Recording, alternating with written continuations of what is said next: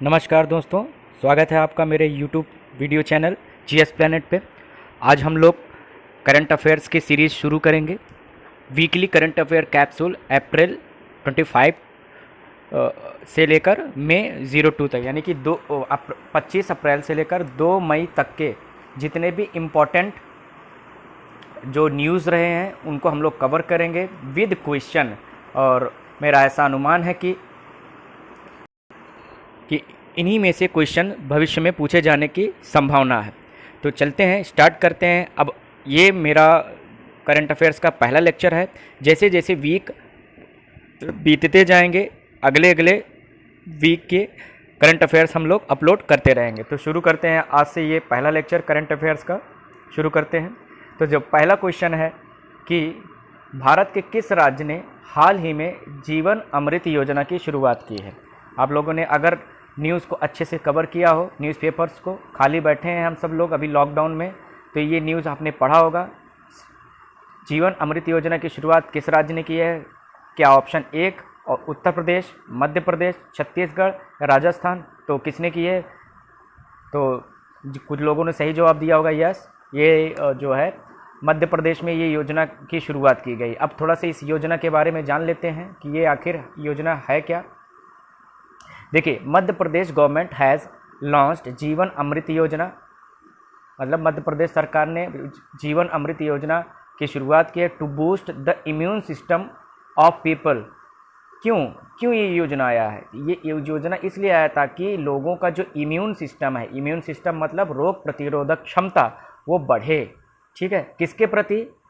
कोविड-19 disease के प्रति, यानी जो कोरोना वायरस से जो बीमारी बढ़ रही है कोविड-19, इसके अगेंस्ट लोगों का इम्यून सिस्टम डेवलप हो। जैसे कि बहुत सारे जो रिपोर्ट्स, बहुत सारे जो रिसर्च पेपर आए हैं, उससे ये साबित होता है कि जो कोरोना वायरस उन देशों को कम प्रभावित कर पा रहा है जिनके लोगों का इम्यून सिस्टम बहुत ही बेहतर है। जैसे कि अगर हम बात करें जापान में बीसीजी का टीका दिया जाता था 70 के दशक के आसपास, तो इसलिए जब उनका जो है इम्यून सिस्टम बहुत ज़्यादा जो है मजबूत हुआ है।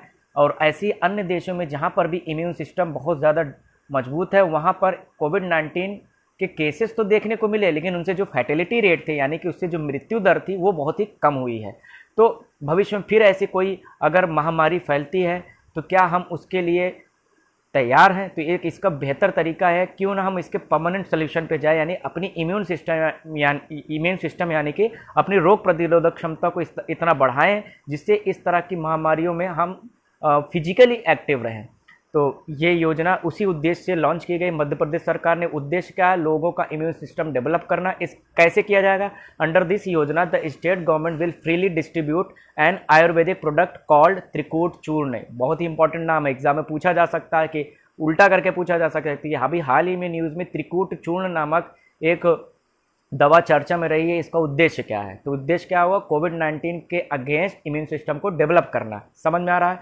तो इसके अंदर क्या किया जाएगा? मध्य प्रदेश सरकार लोगों को फ्री में त्रिकूट चूर्ण जो है डिस्ट्रीब्यूट करेगी। और ये जो चूर्ण तैयार किया गया है किसके द्वारा? आयुष डिपार्टमेंट के द्वारा तैयार किया गया है, राज्य का। ये राज्य का आयुष डिपार्टमेंट। आयुष आपको पता होना चाहिए, आयुष एक केंद्र का मंत्रालय है। उसका उद्देश्य क्या है? आयुर्वेद, योगा एंड नेचुरोपैथी, यूनानी, सिद्ध एंड होम्योपैथी तरीकों से लोगों को इलाज के लिए प्रोत्साहित करना। जैसे कि अब देखो, इलाज की 2 तरह के हैं। एक है मॉडर्न जो तरीका है जिसे हम लोग एलोपैथी बोलते हैं। क्या बोलते हैं? एलोपैथी, जिसमें इंग्लिश दवाइयाँ ये जो चलती हैं, अंग्रेजी दवाई, उसे हम कहते हैं एलोपैथी। लेकिन जो पारंपरिक चिकित्सा प्रणाली है, यानी नेचुरोपैथी जो है, वो अलग अलग देशों में थी। जैसे भारत की जो थी आयुर्वेदा और योग है, यूनान का है, सिद्ध भारत का ही है, होम्योपैथी ये जो है गल्फ कंट्रीज़ का है। तो ऐसे ही समझ रहे हैं ना कि ये जो नेचुरोपैथी है, जिनका साइड इफ़ेक्ट बहुत ही कम होता है, तो इस विधि को प्रमोट करने के लिए आयुष मंत्रालय का गठन किया गया था केंद्र में। और केंद्र के समानांतर राज्यों में भी इस प्रकार के मंत्रालय बनाए गए। तो जो मध्य प्रदेश का आयुष मंत्रालय है, आयुष डिपार्टमेंट है, उसने ये त्रिकूट चूर्ण बनाया है, जिसका उद्देश्य क्या है? इसका उद्देश्य है लोगों का इम्यून सिस्टम डेवलप करना। और जो ये बांटा जाएगा, वो किस योजना के तहत बांटा जाएगा? जीवन अमृत योजना। समझ में आ? एक और योजना लॉन्च हुई है, देखते हैं वो कौन सी योजना है। देखिए नीचे यहाँ पर क्वेश्चन है, जीवन शक्ति योजना किस राज्य में लॉन्च हुई है? उत्तर प्रदेश, मध्य प्रदेश, महाराष्ट्र और राजस्थान। तो ये योजना भी मध्य प्रदेश में ही लॉन्च हुई है। तो जीवन अमृत योजना और जीवन शक्ति योजना दोनों योजना मध्य प्रदेश में ही लॉन्च हुई है। इसके बारे में देख लेते हैं थोड़ा सा इस योजना के बारे में। तो मुख्यमंत्री शिवराज सिंह चौहान जी ने, अभी आपको पता होगा कि पिछले महीने यानी कि होली के जस्ट बाद सरकार मध्य प्रदेश में बदल गई। अब वो कैसे बदला उसके पे हमें नहीं जानना है, बस वास्तविकता को स्वीकार करना है। We have to accept the reality that the government in Madhya Pradesh had changed. ठीक है, तो इसलिए मामा जी हमारे फिर से मुख्यमंत्री बने। उन्होंने महिलाओं को मास्क बनाने की मंजूरी दी है। जो महिला संगठन है जो बहुत सारी, वो उनको जो है मास्क, बड़े लेवल पर मास्क बनाने की जिम्मेदारी दी गई है। उनको बोला गया है कि आप मास्क बनाइए, और इस योजना के तहत जो महिलाएं मास्क बनाएंगी उन्हें सरकारी व्यवस्था के अनुसार तय जगह पर जमा करेंगी, तो उन्हें हर मास्क के लिए 11 रुपये का भुगतान किया जाएगा। तो एक तरह से एक रोजगार देने का एक जरिया है। तो ये योजना जो है जीवन शक्ति योजना क्या करेगा? महिलाओं को, कहाँ? मध्य प्रदेश की महिलाओं को एक तरह का रोजगार देगा। किस प्रकार का रोजगार? कि वो मास्क बनाकर सरकार को दें और सरकार उसको भुगतान करेगी। अब थोड़ा सा मध्य प्रदेश के बारे में जान लेते हैं। मध्य प्रदेश की अगर हम बात करें तो ये भारत का सेकेंड लार्जेस्ट स्टेट है। सेकेंड लार्जेस्ट स्टेट का मतलब होता है जनसंख्या की दृष्टि से नहीं, ये क्षेत्रफल की दृष्टि से सेकेंड लार्जेस्ट स्टेट है। राजस्थान पहले पे है। इसके पड़ोसी राज्य की अगर हम बात करें, इसकी सीमाएं किन किन राज्यों से मिलती है, तो राजस्थान, गुजरात, महाराष्ट्र, छत्तीसगढ़, उत्तर प्रदेश, बस इतने राज्यों से मिलती है। तो यहाँ पर देखिए राजस्थान एक क्लॉकवाइज चलते, उत्तर प्रदेश, छत्तीसगढ़। देखिए मध्य प्रदेश सीमा ना तो झारखंड से मिलती है और ना ही बिहार से मिलती है, समझ में रहा है? तो उत्तर प्रदेश, छत्तीसगढ़, छत्तीसगढ़ के बाद महाराष्ट्र, महाराष्ट्र के बाद गुजरात, गुजरात के बाद राजस्थान। तो कुल 5 राज्यों से मध्य प्रदेश की सीमाएं मिलती हैं। कितनी? 5 राज्यों से। ये जो एग्जाम में ये पूछा जा सकता है। दूसरी बात, मध्य प्रदेश की राजधानी आपको पता ही होगा भोपाल है। क्या है? भोपाल है। मध्य प्रदेश की और बात करें तो मध्य प्रदेश में ढेर सारे नेशनल पार्क हैं। सबसे ज़्यादा नेशनल पार्क इसी राज्य में है। अगर हम बात करें अंडमान निकोबार में भी है और मध्य प्रदेश में भी है। मध्य प्रदेश की बात करें, यहाँ पर जो है माधव नेशनल पार्क है। ठीक है, यहाँ पर पन्ना नेशनल पार्क है, पन्ना जिले में है। सीधी में है संजय नेशनल पार्क। फिर उमरिया शहडोल के पास है बांधवगढ़ नेशनल पार्क। फिर वहीं डिंडोरी पर है जो है फॉजिल नेशनल पार्क। फिर कान्हा किसली नेशनल पार्क बालाघाट में है। सिवनी में है पेंच नेशनल पार्क। सतपुड़ा पे है सतपुड़ा नेशनल पार्क। भोपाल में वन विहार नेशनल पार्क। अभी हाल ही में पालपुर कुनो नेशनल पार्क भी बन गया है। तो ये सारे नेशनल पार्क हैं मध्य प्रदेश के, इसको भी आप रिवाइज करिएगा। देखिए जब करंट अफेयर्स पढ़ने का सही तरीका यही हो, जो न्यूज़ आप पढ़ रहे हो जिस स्टेट के बारे में पढ़ लो, उस स्टेट से पूछे जाने वाले सभी तरह के क्वेश्चन को रिकॉल कीजिए। जब जैसा अभी हमने रिकॉल किया, योजना थी जीवन अमृत योजना, कहाँ की? मध्य प्रदेश की। और जीवन शक्ति योजना, तो हमने उस योजना को भी देखा और हमने उसके बैकग्राउंड को भी कवर किया और अभी स्टेट के बारे में कवर कर रहे हैं। तो अगर आपसे पूछा जा सकता है नर्मदा, ताप्ती, माही, केन, बेतवा, सोन, ये सब मध्य प्रदेश से निकलने वाली नदियां हैं। एग्जाम में ये भी पूछे जा सकते हैं। हालांकि जब नदी उदी का कोई करंट अफेयर्स आएगा तो उसको हम डेफिनेटली कवर करेंगे और ज्योग्राफी में भी इसे कवर किया जाएगा। टेंशन लेने की कोई ज़रूरत नहीं है। तो ये थे मध्य प्रदेश के बारे में थोड़ी बहुत जानकारी जो एग्जाम में पूछ ली जाती है। आगे अगला क्वेश्चन देखते हैं, जो तीसरा क्वेश्चन आज का है। वी विल विन अभियान की शुरुआत निम्नलिखित में से किस संस्था ने किया है?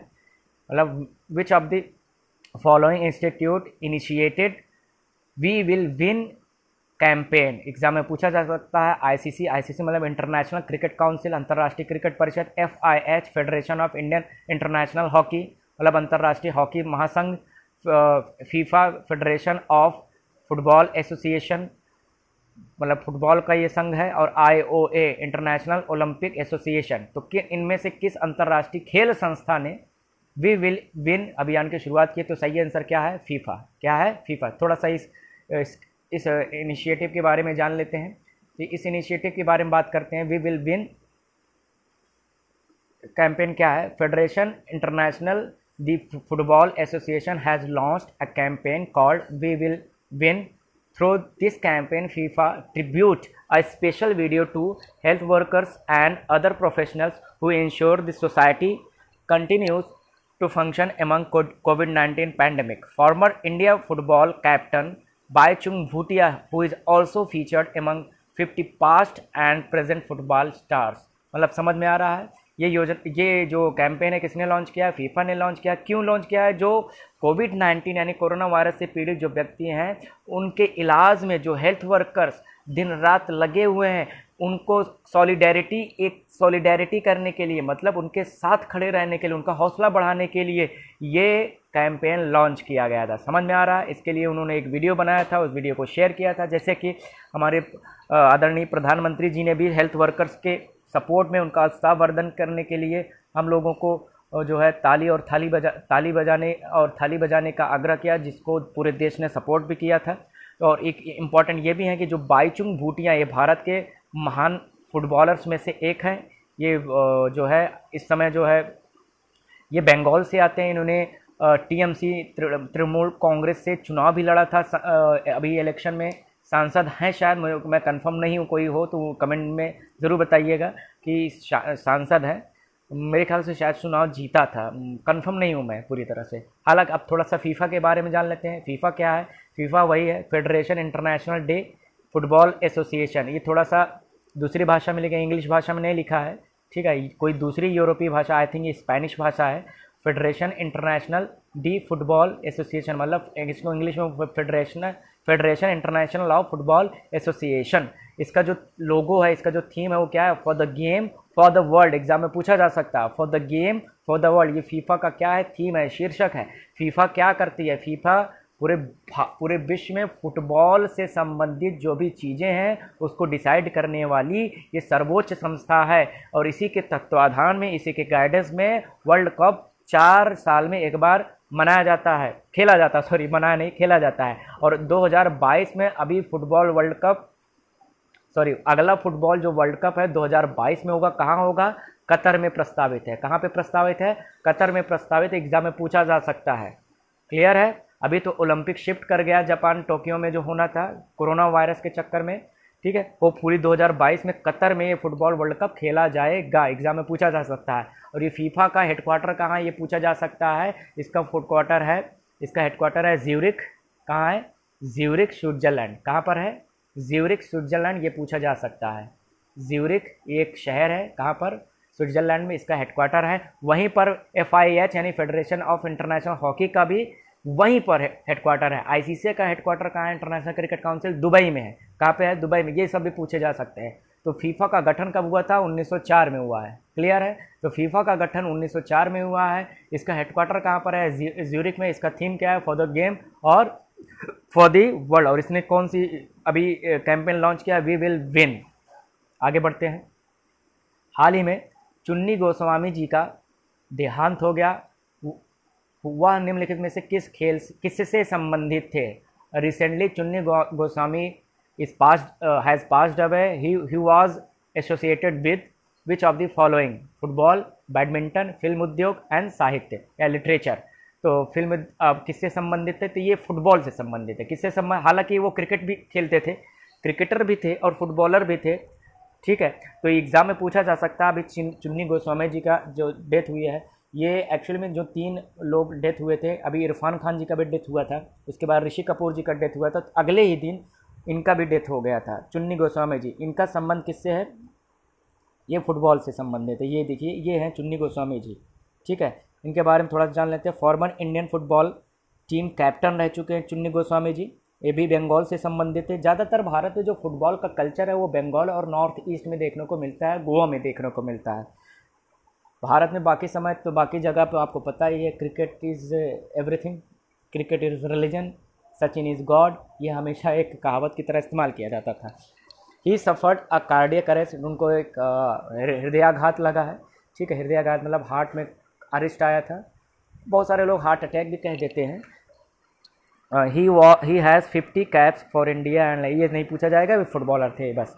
हाल ही में अगले क्वेश्चन में चलते हैं। हाल ही में आयुष्मान भारत दिवस मनाया गया है। क्या मनाया गया? आयुष्मान भारत दिवस। ये कब मनाया गया?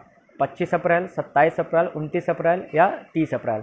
तो सही आंसर क्या है इसका? 30 अप्रैल। 30 अप्रैल को क्या मनाया गया? आयुष्मान भारत दिवस। अब थोड़ा सा इसके बारे में थोड़ा सा जान लेते हैं। क्या देखिए, आयुष्मान भारत भारत की एक महत्वाकांक्षी योजना है। आयुष्मान भारत क्या है? भारत की एक महत्वाकांक्षी योजना है।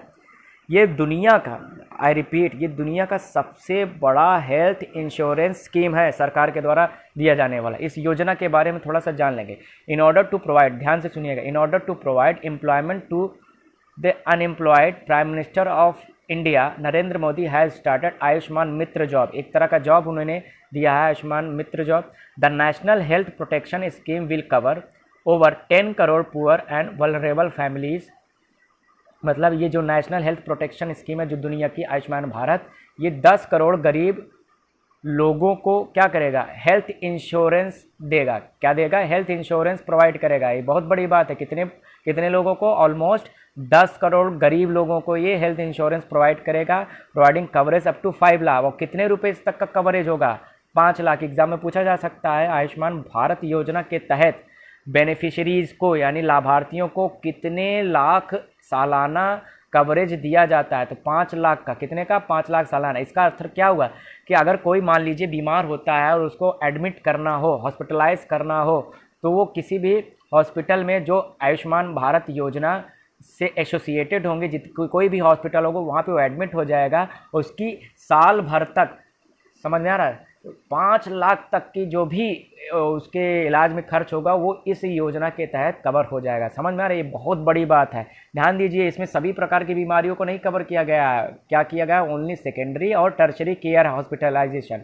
सेकेंडरी और टर्शरी केयर का मतलब प्राइमरी केयर नहीं होगा। प्राइमरी मतलब किसी को बुखार हुआ, अब वो गया डॉक्टर के पास, उसने चेकअप किया, कंसल्ट किया, उसके बाद जो है दवाइयाँ लिख दी, ग्लूकोज चढ़ाई, तो ये प्राइमरी हेल्थ केयर में आता है। इंजेक्शन लगाना।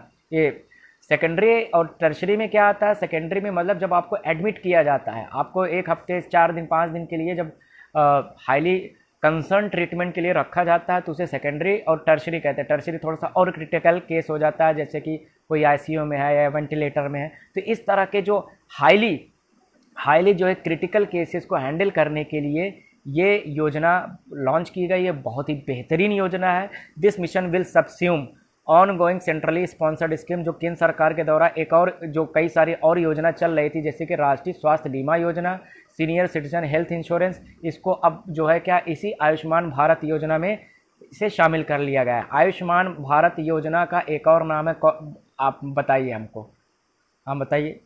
अच्छा ठीक है, समझ गए। आयुष्मान भारत योजना एक और नाम है प्रधानमंत्री जन आरोग्य योजना। समझ में आया? प्रधानमंत्री जन आरोग्य योजना, इसे आयुष्मान भारत के नाम से भी जाना जाता है, और इसे न्यूज़ में मोदी केयर के नाम से भी इसे जानते हैं। तो ये आयुष्मान भारत योजना की बात की। आयुष्मान भारत दिवस कब मनाया जाता है? 30 अप्रैल को मनाया जाता है। और इस ये क्या है? ये दुनिया की सबसे बड़ी हेल्थ इंश्योरेंस स्कीम है, नेशनल हेल्थ इंश्योरेंस स्कीम है। इसमें प्रत्येक व्यक्ति जो इसके लाभार्थी होंगे उसको 5 लाख तक का सालाना कवरेज दिया जाएगा, इंश्योरेंस कवर दिया जाएगा। और ये सेकेंडरी और टर्शरी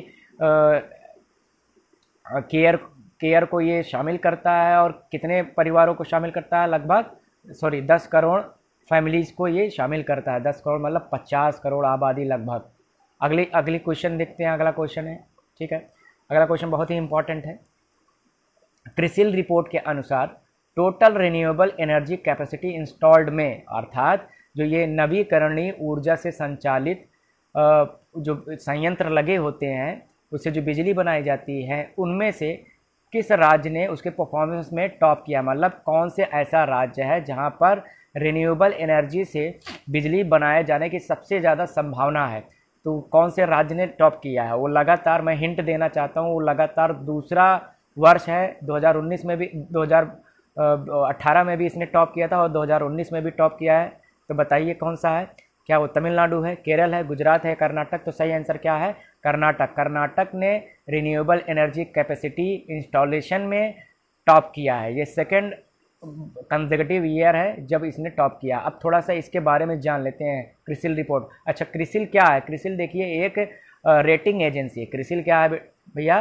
क्रिसिल क्या है दोस्तों? ये एक रेटिंग एजेंसी है जो अलग अलग क्षेत्रों में परफॉर्मेंस करने वाले राज्यों या इंस्टीट्यूट्स के परफॉर्मेंस को ट्रैक करती है और एक निश्चित आधार पर रैंकिंग जारी करती है। जैसे कि इस क्षेत्र में ये रैंकिंग जारी की गई। तो थोड़ा सा इस रिपोर्ट के बारे में जान लेते हैं।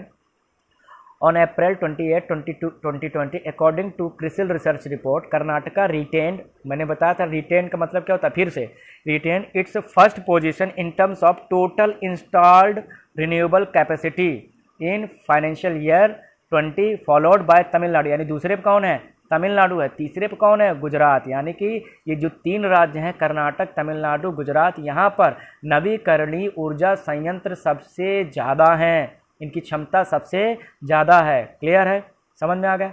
Top 3 states in overall solar energy, अब क्या है, सोलर एनर्जी यानी सौर ऊर्जा संयंत्र की अगर हम बात करें तो टॉप किसने किया है, तो इसमें राजस्थान, तमिलनाडु और कर्नाटका ने टॉप किया, यानी सबसे नंबर 1 कौन है, राजस्थान। अब ध्यान दीजिएगा, अभी मैं इसको समझाऊंगा। देखिए ओवरऑल अगर हम नवीकरणीय ऊर्जा की बात करते हैं, यानी कि अभी नवीकरणीय ऊर्जा क्या है समझ लेते हैं, रिन्यूएबल एनर्जी क्या है। रिन्यूएबल एनर्जी का मतलब होता है कि ऐसे संयंत्र से ऊर्जा बनाना, ऊर्जा मतलब पावर सेक्टर की बात करें, बिजली उद्योग की बात करें, ऐसी चीज़ों से बिजली बनाना जो कभी ख़त्म ना हो, अक्षय ऊर्जा जिसे कहते हैं, कि वो हमारे लिए नष्ट होने वाले नहीं है नियर फ्यूचर में। जैसे कि अगर हम बात करें बायोमास, बायोमास का मतलब समझ में आ रहा है, जैसे कि ये वृक्ष दिख रहा है, समझ में आ रहा है, ये वृक्ष है, इसके जो भी अवशेष होते हैं, वो भी पत्तियां गिरती हैं, ये जड़ गिरते हैं, ठीक है, इनको जैव बायोमास गैस संयंत्र के तहत क्या किया जाता है, बिजली बनाई जाती है। तो भाई वृक्ष तो समाप्त होने वाले नहीं, फिर उगेंगे, तो ये भी एक तरह का नवीकरणीय एनर्जी सेक्टर है। दूसरा है सोलर एनर्जी, जैसे कि हम लोग बहुत ज़्यादा इसके बारे में पढ़ रहे हैं आजकल। सोलर एनर्जी मतलब सूर्य से जो रोशनी आती है, किरणें आती हैं, इन किरणों को एक जो है सोलर पैनल के थ्रू क्या किया जाता है, उसे कंट्रैक्ट कर लिया जाता है और उसे हीट में कन्वर्ट करके बिजली बना ली जाती है। देखिए आपको पता होना चाहिए कि energy neither can be created nor can be destroyed, ऊर्जा ना ही उत्पन्न की जा सकती है और ना ही नष्ट की जा सकती है, इसे एक अवस्था से दूसरे अवस्था में बदली जा सकती है।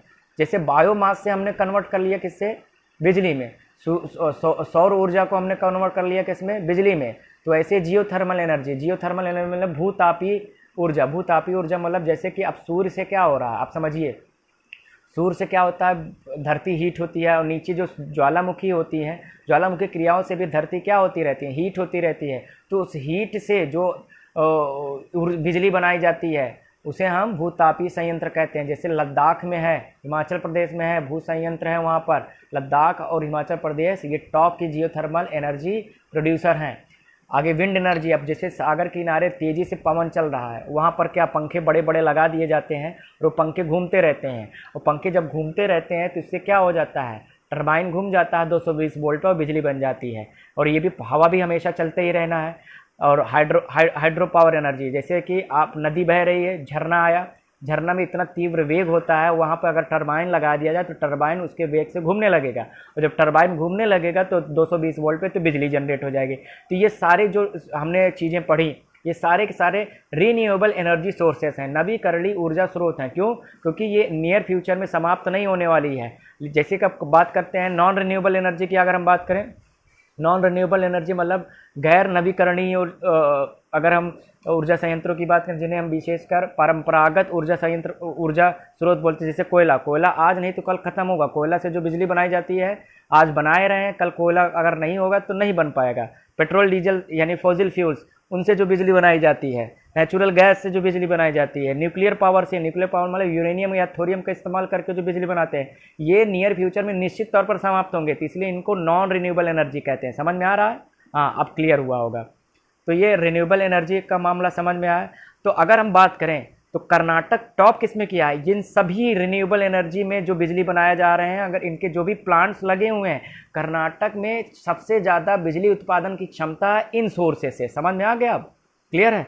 कर्नाटक के बाद कौन है? तमिलनाडु के बाद गुजरात। लेकिन अगर हम केवल सोलर पैनल की बात करें कि सौर ऊर्जा में नंबर 1 कौन हो गया है, तो राजस्थान सबसे ज़्यादा बिजली बना रहा है सौर ऊर्जा के संयंत्र से। क्लियर है? दूसरे पे तमिलनाडु, तीसरे पे कर्नाटक। और विंड एनर्जी की अगर हम बात करें, पवन से सबसे ज़्यादा बिजली बना, कभी ये तमिलनाडु हुआ करता था, अभी गुजरात ने उनको बीट कर दिया है। गुजरात, तमिलनाडु और महाराष्ट्र पवन ऊर्जा संयंत्र के मामले में सबसे ज़्यादा क्षमता वाला राज्य बन गया। ये एग्जाम में पूछे जाएंगे।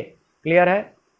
तो हमने नॉन रिन्यूएबल एनर्जी दिया था, थोड़ा सा अब हम पावर प्रोडक्शन के बारे में बात कर लेते हैं। भारत में जो बिजली उत्पादित होती है उसकी क्या बात करते हैं, वो कौन कौन से राज्य सबसे ज़्यादा बिजली बनाते हैं। पूरी बिजली की बात करें, चाहे वो रिन्यूएबल एनर्जी हो चाहे नॉन रिन्यूएबल एनर्जी, मतलब सभी स्रोतों से जो बिजली बनाई जाती है, नंबर 1 पे सबसे ज़्यादा बिजली उत्पादन कौन करता है? महाराष्ट्र करता है, दूसरे पे गुजरात है, तीसरे पे तमिलनाडु है, चौथे पे आंध्र प्रदेश और पाँचवें पे उत्तर प्रदेश है। तो these 5 states are in top list in producing power. समझ में आया? इन प्रोड्यूसिंग या in power generation, in power generation these states are top. समझ में आया? Top in the list. Clear है? तो महाराष्ट्र सबसे ज़्यादा बिजली बनाता है, चाहे वो नॉन रिन्यूएबल की बात कर लें चाहे वो रिन्यूएबल की बात, दोनों को मिलाकर। क्लियर है? और इंडिविजुअल सोलर की अगर हम बात करें तो नंबर 1 कौन है? राजस्थान। विंड में अगर हम बात करें तो नंबर 1 कौन है? गुजरात। और ओवरऑल नॉन रिन्यूएबल की बात करें तो कर्नाटक। अब थोड़ा सा बात कर लें, भारत में जितनी भी बिजली बनाई जाती है उसमें सबसे ज़्यादा बिजली किन स्रोतों से बनाई जाती है? तो कोल से सबसे ज़्यादा बिजली बनाई जाती है। कोल से जो बिजली बनाई जाती है उनको हम लोग कहाँ पे मेनली बनाते हैं? NTPC, national thermal power corporation. यहाँ पर जो बिजली बनाई जाती है कोयले से मुख्यतः बनाई जाती है। भारत में जितनी भी बिजली बनती है 55% लगभग कोयले से बनता है, 12.5% लगभग 12 और 1 मिलाकर ये जल विद्युत परियोजनाओं से बनता है, यानी पानी के थ्रू बनाया जाता है। विंड पावर से 10%, सोलर पावर से 9% लगभग, बायोमास से 2.7%, न्यूक्लियर से यानी कि परमाणु से बिजली जो बनाई जाती है वो 1.8% और गैस से जो बनाई जाती है 6.7%। यहाँ पर कोयला आपको याद रखना है, यहाँ पर विंड याद रखना है और सोलर पावर एग्जाम में पूछा जा सकता है, क्रम लगाने को आ सकता है कि पावर जनरेशन में इनको क्रम से लगाइए इनके प्रोडक्टिविटी के हिसाब से। तो सबसे ज़्यादा कोल, उसके बाद हाइडल, हाइडल के बाद विंड, विंड के बाद सोलर। क्लियर है? आगे बढ़ते हैं। अंतर्राष्ट्रीय मजदूर दिवस, ये सरल क्वेश्चन है। अंतर्राष्ट्रीय मजदूर दिवस, international workers day is celebrated on या ऑब्जर्व ऑन, कब? 1 मई को मनाया जाता है। कब मनाया जाता है? 1 मई। थोड़ा सा इसके बारे में जान लेते हैं। International workers day is held annually on May 1 worldwide to honor the contribution of the laborers on working class people। मतलब पूरे विश्व में मजदूरों के कार्य की सराहना के लिए प्रत्येक वर्ष 1 मई को जो है मजदूर दिवस मनाया जाता है। This day is also known as workers day, labour day, May day के नाम से भी जाना जाता है, मई दिवस के नाम से भी जाना जाता है। India celebrated the first labour day in year 1923। 1923 में भारत ने पहला इंटरनेशनल वर्कर्स डे मनाया था। क्लियर है? एग्जाम में पूछा जा सकता है। अब इंटरनेशनल वर्कर्स डे अगर हम बात करें तो इसका सुझाव किसने दिया था? तो इसका सुझाव दिया था एक अंतर्राष्ट्रीय संगठन है जिसका नाम है ILO। क्या नाम है? ILO, International Labour Organisation. इसका गठन कब हुआ था? 1919 में। कब हुआ था? 1919 में। विश्व युद्ध के समाप्ति के समय ये हुआ था, इंटरनेशनल लेबर डे, अंतर्राष्ट्रीय श्रम संगठन। ये 1919 में होता है। इसका हेडक्वार्टर कहाँ है? इसका हेडक्वार्टर है जिनेवा। कहाँ पर है? जिनेवा, स्विट्जरलैंड, जहाँ पर WHO का भी है, WHO का है, WTO का है, WMO का है, बहुत सारी वहाँ पर संगठन है। जिनेवा में ILO का भी हेडक्वार्टर है। एग्जाम में पूछा जा सकता है। अब प्रश्न ये उठता है कि इंडिया 1923 में ही क्यों बना रहा है? तो इसके लिए भी एक इतिहास में एक क्वेश्चन आ सकता है कि भारत में जो है जो लेबर यूनियन बनाने की शुरुआत हुई थी वो 1920 में शुरू हुई थी। क्या हुई थी? एटक जिसे बोलते हैं, AITUC, all India trade union corporation. समझ में आया? ये 1920 में बनाया गया था। इसके पहले अध्यक्ष लाला लाजपत राय जी बनाए गए थे। तो ये मजदूरों को इकट्ठा करने के लिए, क्योंकि पूरी दुनिया में एक साम्यवादी क्रांति, समाजवादी क्रांति चालू हो गई थी, सोशल रेवोल्यूशन शुरू हुआ था। रशिया के नेतृत्व में पूरी दुनिया में कृषक और मजदूरों को एकजुट किया जा रहा था। तो भारत में भी इसका असर हुआ था, इसीलिए एटक की स्थापना हुई थी 1920 में। और इसने, अब समझ में आ रहा है, 1920 और इधर 1923 में हमने वर्कर्स डे मनाना शुरू कर दिया था। तो ये इसकी कहानी थी। आगे बात करते हैं। हाल ही में इरफान खान का देहांत हो गया। सबको पता है, मेरे फेवरेट एक्टर थे। मैंने इनकी सारी मूवी देखी हुई, ज़्यादातर अच्छी मूवी इनको। मेरी जो फेवरेट मूवी इनकी इरफान खान की जो है वो मैं मकबूल, पान सिंह तोमर, हासिल, ये सब मूवी है, पूछे जा सकते हैं एग्ज़ाम में, क्योंकि अभी इनका हाल ही में डेथ हुआ था। हिंदी मीडियम, ये इनकी कुछ फेमस जो है मूवी है, वो भी चर्चा कर लेंगे। तो अभी जो इनका देहांत हुआ है सैडली, इन्हें कौन सा नागरिक पुरस्कार से सम्मानित किया गया था? क्या ये भारत रत्न दिए गया था इनको, पद्मश्री, पद्म भूषण या पद्म विभूषण? तो सही आंसर क्या है? पद्मश्री। इन्हें पद्मश्री दिया गया था, ठीक है। इसके बाद इन्हें पद्म भूषण या पद्म विभूषण या भारत रत्न नहीं दिया गया। आगे देखते हैं, इस न्यूज़ के और डिटेल देख लेते हैं। The Padma Shri Irfan Khan, Padma Shri award winning actor Irfan Khan passes away, one of the finest actors of Bollywood. Irfan Khan passed away at the Kokila. ये फालतू का डेकोरेटिव न्यूज़ है, जो है उनकी डेथ हो गई। द एक्टर वाज डायग्नोज, ये कैंसर से पीड़ित थे ही, तो वहाँ पर इलाज हो गया था, ठीक है। उन्होंने अपने 30 साल के करियर में हॉलीवुड, बॉलीवुड, बहुत सारे फिल्मों में काम किया था। इनकी जो अगर बेहतरीन मूवी की बात करें, हिंदी मीडियम है, अंग्रेजी मीडियम, इनकी लास्ट मूवी एग्जाम में पूछा जा सकता है इनकी आखिरी मूवी कौन सी थी? अंग्रेजी मीडियम, जो हिंदी मीडियम का सीक्वल था, ठीक है। आगे बढ़ते हैं। लाइफ ऑफ पाई भी उनकी बेहतरीन मूवी थी। अभी हाल ही में किसे विजिलेंस कमिश्नर यानी सतर्कता आयुक्त नियुक्त किया गया है? राजीव कुमार, संजय कोठारी, सुरेश एन पटेल, संतोष कुमार। सही आंसर क्या है? संजय कोठारी जी, बिल्कुल। देखिए, संजय कोठारी भी सतर्कता आयुक्त बनाया गया, लेकिन वो CVC हैं। क्या बनाया गया? हाल ही में बनाया गया। CVC मतलब चीफ विजिलेंस कमिश्नर, समझ में आया? मुख्य सतर्कता आयुक्त। लेकिन सतर्कता आयुक्त कौन बनाया गया है? सुरेश एन पटेल। अब ये सतर्कता आयुक्त होता क्या है, विजिलेंस कमिश्नर होता है क्या, इनके क्या ड्यूटीज़ होते हैं, इनके क्या पावर्स होते हैं, थोड़ा सा देख लेते हैं, ठीक है। इस न्यूज़ को और डिटेल में देख लेते हैं। Banker Suresh N Patel becomes new vigilance commissioner, ठीक है। ये बैंकर थे पहले, सुरेश एन पटेल, इनको क्या बनाया गया है? सतर्कता आयुक्त बनाया गया है, ठीक है। ये बनाया गया है। Suresh N Patel's name for the vigilance commissioner was recommended by high powered committee. एक उच्च स्तरीय कमेटी होती है, हेडेड बाय प्राइम मिनिस्टर, प्रधानमंत्री की अध्यक्षता में एक उच्च स्तरीय कमेटी होती है। उनके सजेशन पर राष्ट्रपति जी ने इनको नियुक्त किया है।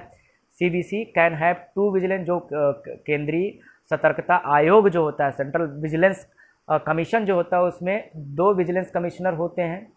एक होता है सेंट्रल विजिलेंस कमिश्नर और दूसरे होते हैं विजिलेंस कमिश्नर। समझ, एक सेंट्रल होता, मतलब जो है 1 सेंट्रल विजिलेंस कमिश्नर होते हैं और एक विजिलेंस कमिश्नर होते हैं, ठीक है। The tenure of vigilance commissioner is 4 year, 4 साल का इनका कार्यकाल होता है, या 65 साल की आयु। अब ये क्या है? 65 साल की आयु, 4 वर्ष। लेट सपोज मान लीजिए ये सुरेश एन पटेल जी मान लीजिए 62 साल के हैं। कितने साल के हैं? 62। तो इनका अधिकतम कार्यकाल कितना हो सकता है? 4 वर्ष। तो 4 वर्ष बाद कितने हो जाएंगे? 66 के हो जाएंगे। लेकिन कोई भी व्यक्ति 65 की आयु अगर पूरी कर चुका है तो उसे रिटायर होना पड़ेगा, समझ में आ रहा है? तो इनको 65 में ही रिटायर कर दिया जाएगा, भले ही इनका 1 साल कार्यकाल बचा रहा है। क्लियर हो रहा है? तो 4 साल मैक्सिमम हो सकता है, लेकिन 65 एज के पहले पहले वो ख़त्म हो जाए। अगर नहीं होता है तो समझ में आ रहा है? क्लियर है? हाँ। या ऐसे भी अब मान लीजिए 58 वर्ष के हैं, तो कितना होगा? 62 क्या अगले साल होगा? बिल्कुल नहीं, 62 पे रिटायर हो जाएंगे, क्योंकि 65 अभी कंप्लीट नहीं हुए हैं और 4 साल इनका हो गया है। तो ये 4 वर्ष या 65 वर्ष जो दोनों में कंप्लीट पहले हो रही है, उनका ये टेन्योर होता है। The appointment of CVC has been done by the president, हमने बताया राष्ट्रपति इसको नियुक्ति करता है। किसके? देखिए, इस थोड़ा समझते हैं। जैसे कि जो CVC हैं या VC हैं, विजिलेंस कमिश्नर जो होते हैं यानी सतर्कता आयुक्त जो होते हैं वो, और जो चीफ सतर्कता आयुक्त होते हैं 2, ठीक है। ये कैसे नियुक्त किए जाते हैं समझते हैं। ये प्रेसिडेंट के द्वारा, प्रेसिडेंट ही इनको अपॉइंट करता है, ये इनको। लेकिन ये प्रेसिडेंट अपने मन से थोड़ी ना अपॉइंट करेगा, क्योंकि एक कमेटी होती है, हाई पावर कमेटी होती है, हाई पावर कमेटी, जिसमें प्राइम मिनिस्टर जो है इसके हेड होते हैं। इसके अदर मेंबर कौन होते हैं? Leader of opposition in Lok Sabha, जो लोकसभा में जो है विपक्ष का नेता होता है, ठीक है। और कौन होता है? होम मिनिस्टर भी होते हैं। तो समझ में आ रहा है? तो इन 3 लोगों की जो एक कमेटी होती है, ये कमेटी क्या करती है? सजेशन देती है प्रेसिडेंट को कि भैया इनको बना दीजिए। तब प्रेसिडेंट जो है VC और CVC को अपॉइंट कर देता है। तो ये पूरी बात थी किसके? कमिश्नर की। अब हम थोड़ा CVC के बारे में जान लेते हैं, ये करता क्या है। सेंट्रल विजिलेंस कमीशन यानी कि सतर्कता आयोग, केंद्रीय सतर्कता आयोग is an Indian government but ये भारत सरकार की एक संस्था है। ध्यान दीजिए, ये ना तो किसी एक्ट के माध्यम से बनाया गया था, ना ही संवैधानिक संगठन है, ये एक एक्स्ट्रा कॉन्स्टिट्यूशनल बॉडी है। इट वॉज क्रिएटेड इन 1964, इसका गठन 1964 में हुआ कि to check issues of corruption within the government, Bharat सरकार के अंदर जो भ्रष्टाचार के मामले हैं उसको कंट्रोल करने के लिए ये विजिलेंस का मतलब ही यही होता है, सतर्क रहना। सतर्क क्यों रहेंगे? भ्रष्टाचार नहीं होने देना है। क्लियर है? हाँ। तो केवल केंद्रीय, ध्यान दीजिए, केवल केंद्रीय डिपार्टमेंट में हो रहे भ्रष्टाचार पर ये जो है कार्यवाही कर सकता है। समझ में आया? क्लियर है? इसको बनाया गया है। It is an autonomous body, एक स्वायत्त संस्था है, which is free from the control of the executive authority, यानी कि सरकार के कंट्रोल यानी नियंत्रण से ये स्वतंत्र है। It is charge with monitoring all kinds of vigilance activities, जो मैंने बताया सभी तरह के सेंट्रल गवर्नमेंट के अंदर हो रहे भ्रष्टाचारों पर ये निगरानी रखता है। ऐसे जैसे CVC होता है, सेंट्रल विजिलेंस कमिश्नर होता है, वैसे स्टेट के भी अपनी विजिलेंस कमिश्नर होते हैं, विजिलेंस कमीशन होती है। राज्य का भी सतर्कता आयोग होता है। ठीक है, आगे बढ़ते हैं। अगला क्वेश्चन है, देश में पोर्टेबल राशन कार्ड की योजना भारत सरकार के द्वारा लॉन्च हुई है। योजना का शीर्षक क्या है? राशन कार्ड फॉर ऑल, सबको मिले ration card, one nation one card, या NOTA, none of the above. तो सही आंसर क्या है? One nation one card. तो इस योजना के बारे में थोड़ा सा जान लेते हैं। देखिए, अभी हाल ही में सुप्रीम कोर्ट में एक जो है ऑर्डर आया सुप्रीम कोर्ट का। Supreme court rules adoption of one nation one card scheme. Supreme court recently directed the central government, केंद्र सरकार को उसने निर्देश दिया कि टू एडॉप्ट, क्या? टू एडॉप्ट, कि आप जो है वन नेशन वन कार्ड योजना को लागू कीजिए। The scheme will benefit the stranded migrant workers who can not get basic amenities and also help EWS यानी economic weaker section to get subsidised food. देखिए, अब जैसे मान लीजिए कोई यूपी में है, ठीक है, वो कहाँ गया है? महाराष्ट्र, मुंबई में गया है। जाहिर सी बात है उसका राशन कार्ड कहाँ का होगा? यूपी का होगा। वो माइग्रेंट वर्कर है, यानी यहाँ पर जो है ये क्या कहते हैं, माइग्रेंट को हिंदी में क्या बोलते हैं? पलायन। हाँ, पलायन किया हुआ है उसने महाराष्ट्र में रोजगार के लिए। वहाँ पर उसको राशन कार्ड किसका? यूपी का, लेकिन वहाँ पे उसे मिलेगा नहीं। इसलिए सुप्रीम कोर्ट ने एक निर्देश दिया है सरकार को, भैया ऐसा है, अगर किसी का राशन कार्ड किसी स्टेट में बना है, तो अगर जिस दूसरे स्टेट में अगर वो माइग्रेट करता है तो उसका राशन कार्ड भी पोर्टेबल हो जाना चाहिए। पोर्टेबल जैसे नंबर पोर्टेबल होता है, पोर्टेबल मतलब चेंज हो जाए, वैसे यूपी का वो महाराष्ट्र में जाके एप्लीकेबल हो जाए, तो वो महाराष्ट्र सरकार से जो है राशन कार्ड ले सकता है। ये बहुत ही अच्छी स्कीम है इस समस्या को दूर करने के लिए, क्योंकि माइग्रेंट बहुत ज़्यादा सफ़र करते हैं। जैसे आज सफ़र कर रहे हैं लॉकडाउन में, आज ही जो है बहुत ही दुखदायी घटना हो गई महाराष्ट्र में। 16 मजदूर रेलवे ट्रैक्स में बहुत ही अनफॉर्चुनेट तरीके से उनकी डेथ हुई है। क्या बताएं, मजदूर को ही हर बात चुकानी पड़ती है, चाहे जो सिचुएशन हो। Anyway, the scheme was expected to be launched in June 2020। जून 2020 से केंद्र सरकार इसको लॉन्च करने जा रही है। इसमें सभी राज्यों के सहयोग से ये हो पाएगा। किसी भी राज्य में किसी का राशन कार्ड है, वो दूसरे राज्य में ट्रांसफ़र हो जाएगा। अगला क्वेश्चन देखते हैं। हाल ही में ADB ने भारत को कोविड-19 से निपटने के लिए कितने US डॉलर का ऋण दिया है? 1 billion US dollar, 1.5 billion US dollar, 2 billion US dollar, 2.5 billion US dollar. सही आंसर क्या है? 1.5 बिलियन US डॉलर। अब ये क्या है समझते हैं। न्यूज़ देखिए, न्यूज़ है ADB approves 1.5 billion US dollar loan to India. तो एशियन डेवलपमेंट बैंक 28 अप्रैल को उसने भारत को 1.5 बिलियन डॉलर जो है का ऋण दिया है। यह ऋण इसलिए दिया है ताकि भारत सरकार एक त्वरित कार्यवाही करे, किसके लिए? कोविड-19 के प्रसार को रोकने के लिए। ठीक है, जो इकोनॉमिकली वल्नरेबल सेक्शन है, आर्थिक रूप से बहुत ज़्यादा जो कमज़ोर सेक्शन है, उनको जो है सहायता के लिए सरकार कदम उठाए। इस तरह से फौरी कदम उठाए। इस तरह का एशियन विकास बैंक ने 1.5 बिलियन डॉलर का लोन दिया है। The fund is part of, अब छोड़िए इसको, अब बात कर लेते हैं ADB। ADB क्या है? Asian development bank. Is committed to achieving a prosperous, यानी कि ये एक जो है, आगे भी बात कर लेंगे हिंदी में। ADB is committed to achieving a prosperous, inclusive, resilient and sustainable Asia and Pacific while sustaining its effort to eradicate extreme poverty।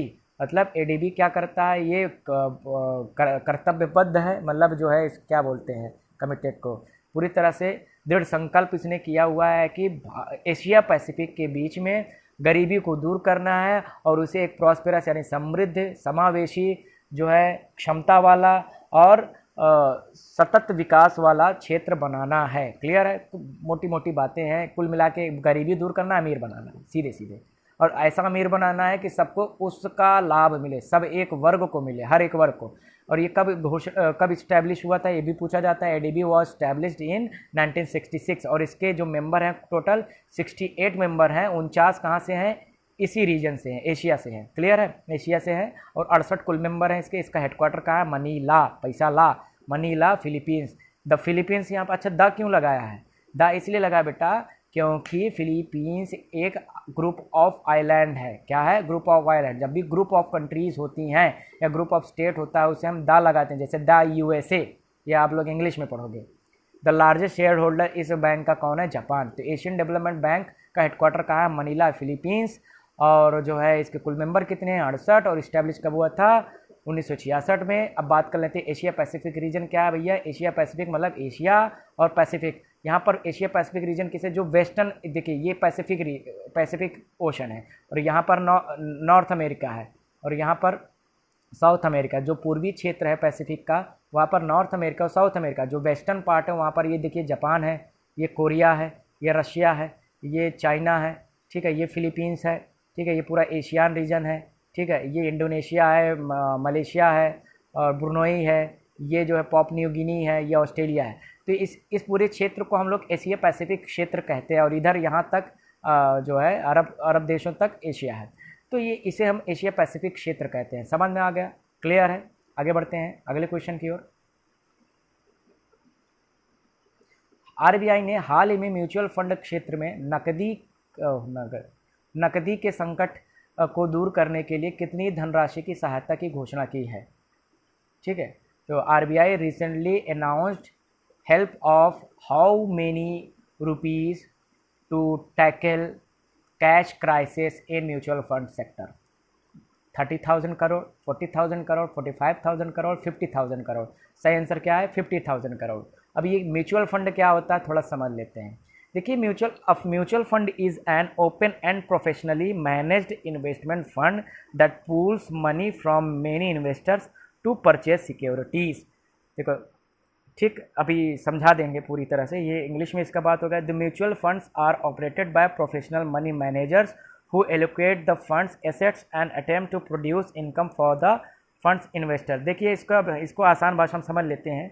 जैसे कि मान लीजिए कोई निवेशक है, उसके पास पैसा है लेकिन वो निवेश करने में थोड़ा सा जानकारी उसको कम है, उसको नहीं पता किस सेक्टर में पैसा लगाना चाहिए, क्या शेयर खरीदना चाहिए, किस कंपनी का खरीदना चाहिए, कितना खरीदना चाहिए, बॉन्ड खरीदना चाहिए तो किसका खरीदना चाहिए, समझ में आ रहा। तो उसे पता नहीं, तो वो क्या कर सकता है, जो इन्वेस्टर है वो फंड मैनेजर को देते, अपना पैसा किसको देते, फंड मैनेजर को। जैसे कि आप लोग म्यूचुअल फंड का ऐड आते हैं, एसबीआई का म्यूचुअल फंड है, अलग अलग बैंकों का म्यूचुअल फंड है, अलग अलग फाइनेंशियल इंस्टीट्यूशन के म्यूचुअल फंड होते हैं, ऐड भी आता है म्यूचुअल फंड, सही है। तो फंड मैनेजर जो होगा एक थर्ड पार्टी होगा, इसको आप दोगे पैसा। फंड पार्टी क्या करेगा, ये ऐसे जितने भी ये फंड मैनेजर होता है डिफरेंट इन्वेस्टर से पैसा कलेक्ट करके वो क्या करेगा, सिक्योरिटीज़ में इन्वेस्ट कर देगा, चाहे वो शेयर खरीद ले, चाहे वो बॉन्ड खरीद ले, चाहे वो गवर्नमेंट सिक्योरिटीज़ खरीद ले। जो इस तरह के जो कैपिटल मार्केट में जो इंस्ट्रूमेंट्स होते हैं उनको परचेज कर लेगा, समझ में आएगा। ये आपके बिहाफ में खरीदेगा, इन्वेस्टर्स के बिहाफ में। इन्वेस्टर यहाँ डायरेक्टली नहीं आएंगे, ये फंड मैनेजर को देंगे, फंड मैनेजर खरीदेंगे और इससे जो रिटर्न आएगा, रिटर्न किसको मिलेगा, लाभ जो भी होगा वो उसको मिलेगा जो इन्वेस्ट करता है, जिसने म्यूचुअल फंड में इन्वेस्ट किया। तो फंड मैनेजर को क्या मिला, वो कमीशन काट के देगा। जैसे कि अगर हम बात कर रहे हैं कि यहाँ से 500 रुपये ये इन्वेस्टर्स ने जो है दे दिया एसबीआई म्यूचुअल फंड को, ठीक है। एसबीआई म्यूचुअल फंड ने 500 का वो क्या कर दिया, कहीं पर शेयर पे इन्वेस्ट कर दिया, कुछ बॉन्ड में इन्वेस्ट कर दिया, समझ में आ गया। अब अगली बार जो है रिटर्न कितना आया, 520 रुपये का, 20 रुपये फ़ायदा हुआ।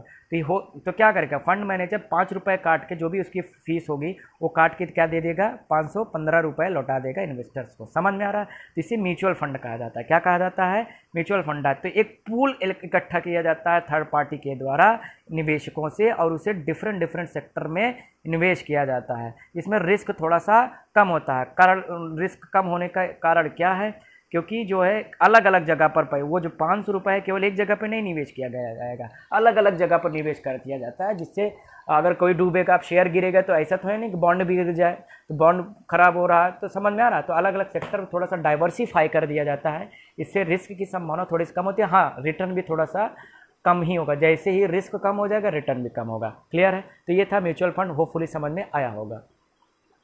अब हम अगले क्वेश्चन में देखते हैं, हाल ही में नासा द्वारा स्थापित हबल स्पेस टेलीस्कोप ने अपनी स्थापना के कितने वर्ष पूरे कर दिए हैं? कटने नहीं, कितने वर्ष पूर्ण किए हैं? 10 वर्ष, 20 वर्ष, 30 वर्ष और 50 वर्ष। सही आंसर क्या है? 30 वर्ष। क्या है? 30 वर्ष। 1990 में हबल टेलीस्कोप नासा के द्वारा स्थापित किया गया था। थोड़ा सा इस हबल टेलीस्कोप के बारे में जान लेते हैं। The Hubble space telescope is a large telescope in space. ध्यान दीजिए, ये जो टेलीस्कोप यानी कि दूरदर्शी है, दूरदर्शी का इस्तेमाल क्यों किया जाता है? दूरदर्शी का इस्तेमाल दूर की चीज़ों को और बड़ा करने के लिए और नज़दीक देखने के लिए किया जाता है। नासा ने इसे 1990 में लॉन्च किया था। हबल क्यों? क्योंकि एक भूतपूर्व साइंटिस्ट थे जो है खगोल शास्त्री थे, हबल, पी हबल, उनके नाम पे ये स्थापित किया गया था। It was built by United States space agency NASA with contribution from European space agency, यानी यूरोपियन स्पेस एजेंसी के सहयोग से ये स्थापित किया गया था। Hubble is the only telescope, ध्यान दीजिए, only telescope design to be serviced in space by astronaut. समझ में आया? स्पेस में लगाया गया ये एकमात्र क्या है? टेलीस्कोप है। क्लियर हो? अब जैसे क्या, अगर हम जैसे कि अपने छत पे हम टेलीस्कोप लगा के देखते हैं तो दूर की चीज़ें पास, दूरबीन जिसे कहते हैं, इस्तेमाल करते हैं। ये स्पेस में इस्टेब्लिश किया गया, देख रहे हैं, ये स्पेस में है। तो इससे क्या फ़ायदा होता है? जो स्पेस में जो भी घटनाएं घट रही होती हैं, स्पेस की जो पिक्चर्स हैं वो हमें सेंड करते हैं, तो ये थोड़ा सा और क्लियर पिक्चर हमें सेंड कर पाता है, जिससे हम ब्रह्मांड के बारे में, कॉस्मोलॉजी के बारे में और बेहतर जानकारी प्राप्त कर सकते हैं। क्लियर है? तो ये था हमारा हबल टेलीस्कोप। कितने वर्ष पूरा किया इसने? ये 30 वर्ष। कहाँ पे स्थापित किया गया है? स्पेस में स्थापित किया गया। कब स्थापित हुआ था? 1990 में। किसके द्वारा? यूएसए के नासा के द्वारा, with help of European space agency. हाल ही में सिपरी की रिपोर्ट के अनुसार भारत रक्षा और खर्च सबसे नहीं, रक्षा में खर्च गलत हो गया है, थोड़ी फिर से देखते हैं। हाल ही में सिपरी रिपोर्ट के अनुसार भारत रक्षा में सबसे ज़्यादा खर्च करने वाला दुनिया का कौन सा देश हो गया? मतलब डिफेंस सेक्टर में जो सबसे ज़्यादा स्पेंड करने वाले जो देश हैं उनमें भारत का कौन सा स्थान है? 5वां, सेकेंड, 10वां या थर्ड? तो सही आंसर क्या है? थर्ड। भारत दुनिया में सबसे ज़्यादा जो डिफेंस पर खर्च करता है वो ऐसा तीसरा देश बन गया है। सिपरी रिपोर्ट के बारे में थोड़ा सा जान लेते हैं। देखिए, सिपरी रिपोर्ट का फुल फॉर्म है, सिपरी के अगर हम बात करें, सिपरी कहाँ है? ये रहा, Stockholm International Peace Research Institute है। क्या है ये? स्टॉकहोम मतलब ये स्वीडन की राजधानी है। Stockholm International Peace Research Institute, ये एक अंतर्राष्ट्रीय संस्था है जो पूरी दुनिया में हथियारों की जो भी खरीद फरोख्त हो रही है, यानी एक्सपेंशन जो भी हो रहा है आर्म्स एंड इम्यूनाइजेशन का, उस पर नज़र रखती है। और ये संस्था मांग करती है कि पूरी दुनिया में हथियार नहीं होने चाहिए। डिसआर्मामेंट, कंप्लीट डिसआर्मामेंट मतलब निशस्त्रीकरण की मांग करती है, तो इसीलिए ये रिपोर्ट जारी करती है। तो इसके रिपोर्ट के अनुसार इंडिया तीसरा सबसे बड़ा मिलिट्री स्पेंडर देश बन गया है after United states and China. यानी सबसे ज़्यादा अभी भी डिफेंस में कौन खर्च करता है? यूनाइटेड स्टेट्स, और दूसरे पे कौन है? चाइना। भारत में ये डेटा है, ये पढ़ने को पढ़ लीजिएगा, वैसे इंपॉर्टेंट नहीं है डेटा, लेकिन पहले पे यूएस, दूसरे पे चाइना और तीसरे पे इंडिया डिफेंस पर खर्च करने वाले देशों में। अगला है, हाल ही में कार्मी बोट शब्द न्यूज में प्रचलित हुआ था। ये क्या है? मछुआरों की सहायता के लिए लाया गया भारतीय नेवी का एक बोट, एक प्रकार का मेडिकल सहायता देने वाला रोबोट, नासा के द्वारा लॉन्च किया गया एक सैटेलाइट, और चौथा नोटा। तो सही आंसर क्या है? ये एक प्रकार का रोबोट है जो मेडिकल असिस्टेंस प्रोवाइड करेगा। अभी इसके बारे में थोड़ा सा जान लेते हैं। केरल सरकार ने, ध्यान दीजिए, बहुत इंपॉर्टेंट न्यूज़ है, केरल सरकार ने अभी जो है अपने सरकारी अस्पताल में कार्मी बोट को मतलब जो है इस्टेब्लिश किया है, और इसका काम क्या है? टू सर्व पेशेंट, यानी कि ये कोविड-19 से जुड़े हुए लोगों को क्या करेगा? सर्व करेगा। A government hospital in Ernakulam Kerala has deployed a robot to serve food and medicine to patient, मतलब पेशेंट्स को क्या देगा? फूड देगा और दवाइयाँ देगा। The robot has been named Karmi robot. क्या नाम है? Karmi robot. मैंने शायद कार्बी रोबोट लिखा था क्या? यहाँ एक मिनट, हाँ नहीं सही है, Karmi robot. The robot has been donated to the hospital by Vishwa Shanti foundation that is owned by Malayalam star Mohanlal. ठीक है, ये कार्मी बोट क्या है? रोबोट है। किसने लॉन्च है? केरल ने। इसलिए मेडिसिन और दवाइयाँ देने के लिए पेशेंट्स। तो ये था आज का करंट अफेयर जो हमने पिछले 25 अप्रैल से लेकर 2 मई के इम्पॉर्टेंट करंट अफेयर्स से हमने कवर किया। 3 मई से लेकर 10 मई तक के जो भी न्यूज़ होंगे वो नेक्स्ट वीक थर्सडे या फ्राइडे को अपलोड कर दिए जाएंगे। वीडियो आपको कैसा लगा ज़रूर बताइएगा और चैनल को सब्सक्राइब करते रहिएगा। जिनको हिस्ट्री के लेक्चर देखने हैं, हिस्ट्री के भी लेक्चर बन रहे हैं। अभी बुद्धिज़्म तक ख़त्म हुआ है, पॉलिटी के लेक्चर भी बन रहे हैं। अभी हमने शेड्यूल को कवर किया है, आगे के लेक्चर अपलोड होंगे और भी सब्जेक्ट कवर किए जाएंगे। इस पूरे लॉकडाउन का हमें पूरी तरह से फ़ायदा उठाना है। तो आज के लिए इतना ही। Thank you all, have a great day.